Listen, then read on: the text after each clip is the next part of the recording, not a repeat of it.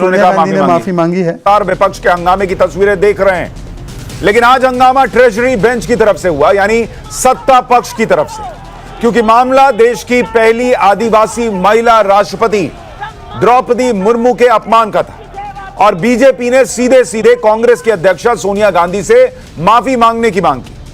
BJP की तरफ से लोकसभा में कमान केंद्रीय मंत्री स्मृति ईरानी ने संभाल रखी थी। वहीं सदन से बाहर संसद भवन परिसर में सोनिया गांधी बिहार के शिवहर से बीजेपी सांसद रमा देवी से बात कर रही थी।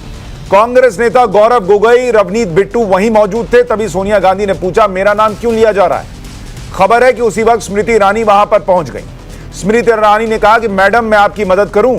स्मृति ईरानी ने कहा, मैंने आपका नाम लिया है। सोनिया गांधी ने तुरंत स्मृति ईरानी को जवाब दिया, don't talk to me. Sonia के जवाब पर मौके पर नारेबाजी होने लगी। दोनों तरफ के सांसद आमने सामने आ गए। बाद में गौरव गोगोई और एनसीपी सांसद सुप्रिया सुले ने बीच बचाव किया। दरअसल लोकसभा में केंद्रीय मंत्री और बीजेपी नेता स्मृति ईरानी बहुत गुस्से में थी। उनका यह गुस्सा राष्ट्रपति द्रौपदी मुर्मू के अपमान पर फूटा। सदन में उन्होंने राष्ट्रपति का अपमान करने वाले कांग्रेस नेता अधीर रंजन चौधरी को भी आड़े हाथों लिया। कांग्रेस पार्टी गरीब परिवार की बेटी देश की राष्ट्रपति बने, इसको पचा नहीं पा रही। कांग्रेस पार्टी के उस नेता को अपने उस कृत्य पर एक पत्रकार ने टोकते हुए कहा कि आप देश की महामहिम राष्ट्रपति का अपमान कर रहे हैं, लेकिन तब भी अधीर रंजन चौधरी ने द्रौपदी मुर्मू जी का अपमान वापस नहीं लिया। आदिवासी विरोधी कांग्रेस, महिला विरोधी कांग्रेस, गरीब विरोधी कांग्रेस अब supreme commander of arm forces का भी अपमान करती है। क्योंकि मामला देश के राष्ट्रपति के अपमान से जुड़ा था, ऐसे में स्मृति ईरानी ने कांग्रेस अध्यक्षा सोनिया गांधी से राष्ट्रपति के अपमान पर सवाल पूछा। स्मृति ईरानी ने कहा कि कांग्रेस पार्टी ने देश की महिला और आदिवासियों का अपमान किया है और इसलिए सोनिया गांधी को देश से माफी मांगनी चाहिए। सोनिया गांधी आदिवासियों से माफी मांगो, औरतों से माफी मांगो, गरीब से माफी मांगो और शर्म करो।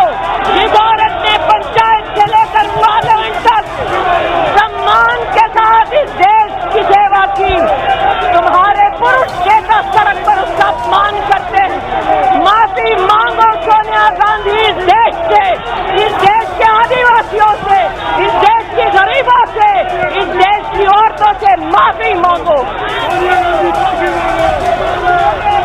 रंजन चौधरी के बयान को लेकर आज बीजेपी और सत्ता पक्ष आक्रामक थे और मामला सोनिया गांधी के माफी मांगने तक पहुंचा। सदन सोनिया गांधी माफी मांगो के नारों से गूंज रहा था। स्मृति ईरानी बार बार सोनिया गांधी से माफी मांगने के लिए कहती रहीं। सोनिया गांधी सदन में कुछ नहीं बोली। सदन से बाहर उन्होंने एक वाक्य में जवाब दिया। वो एक वाक्य क्या था और वो वाक्य कहते वक्त सोनिया गांधी जी के तेवर क्या थे, जरा वो भी देखिए। Ma'am, will you ask Adir to apologize? Ma'am, will you ask Adir to apologize? He has already apologized. Reporter Sonia Gandhi से ये पूछ रही थी कि क्या आप अधीर रंजन चौधरी से माफी मांगने के लिए कहेंगी? पहले तो सोनिया गांधी ने कुछ नहीं कहा, लेकिन आखिर में जब पलट कर कहा तो उनके तेवर बहुत तल्ख थे कि उन्होंने पहले ही माफी मांग ली।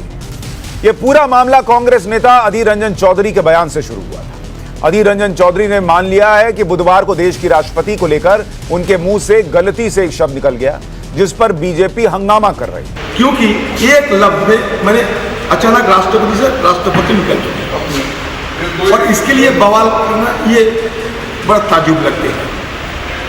बड़ा ताजुब इसलिए लगते हैं कि जब बीजेपी पार्टी के पास कोई हमारे खिलाफ बोलने की कुछ नहीं है, तब ये ढूंढते हैं कहीं के कोई मसला ढूंढते हैं और इसको ये बहाना बना के simply the issue is blowing out of proportion. Adhir Ranjan Chowdhury कह रहे हैं कि उन्होंने एक बार गलती से राष्ट्रपति जी को राष्ट्रपत्नी बुला दिया, लेकिन जिन लोगों ने भी वो वीडियो देखा है वो पहले 2 बार राष्ट्रपति ही बोलते हैं और उसके बाद फिर राष्ट्रपत्नी बोलते हैं। और जब रिपोर्टर टोकता भी है तो भी उन्होंने ये नहीं कहा कि अरे मेरे मुंह से गलती से निकल गया। अब आप इस पूरे मामले को देखिए, कड़ी से कड़ी जोड़िए, आपको लगेगा कि इसमें कांग्रेस का फ्रस्ट्रेशन साफ दिख रहा है। और पूछेंगे वजह कि क्यों फ्रस्ट्रेशन, तो वजह यह है कि पिछले एक दशक में देश से परिवार परस्त पार्टियों की हालत खराब होती जा रही है, लेकिन परिवार के प्रति वफादारी में कमी नहीं, ऐसा दिखावा किया जा रहा है। भले चुनाव पर चुनाव हारते जा रहे हैं, लेकिन परिवार को शीर्ष पर दिखाने में कोई कमी न रह जाए, इसमें सब के सब जी जान से जुटे। लोकसभा के नतीजे देख लीजिए, हाल में हुए विधानसभा चुनावों के नतीजे देख लीजिए, राष्ट्रपति चुनाव देख लीजिए, हर जगह प्रधानमंत्री नरेंद्र मोदी जो कहते हैं कि कांग्रेस मुक्त भारत जो है वो बनाया जाएगा, ऐसा लगता है कांग्रेस उसमें खुद कंट्रीब्यूट कर रही है। इसके साथ ही वो पार्टियां जो कभी कांग्रेस की बैसाखी बनकर घूमती थी, यूपी में मुलायम हो, अखिलेश की समाजवादी पार्टी हो, बिहार में लालू तेजस्वी की आरजेडी हो, या फिर महाराष्ट्र में उद्धव आदित्य की शिवसेना, इनकी भी हालत कमोबेश कांग्रेस जैसी ही दिख रही है। और इनमें और कांग्रेस में भी एक समानता यह है कि यहां भी परिवार की भक्ति चरम पर है। और जिस ईडी को लेकर कांग्रेस का विरोध सड़कों पर दिखता है, उसे लेकर भारी कंफ्यूजन है। विरोध परिवार के लिए है या ईडी के खिलाफ, समझ ही में नहीं आ रहा। पब्लिक अलग परेशान है कि सोनिया गांधी से राहुल गांधी ने ईडी ने पूछ लिया तो ऐसा क्या बवाल हो गया कि 3-3 दिन कांग्रेसी सड़क पर है। कांग्रेस मुक्त भारत कौन बना रहा है, बीजेपी या खुद कांग्रेस? परिवारवाद को जनता नकार रही है, पार्टियां कब इसे नकारेंगी? तहसीन पूनावाला जी, आपने गलती से कभी गलती से, क्योंकि इससे पहले भी हमारे देश में महिला राष्ट्रपति रही हैं, उन्हें गलती से कभी राष्ट्रपति बुलाया है? पर मेरी हिंदी ठीक ठाक है, उनकी नहीं है।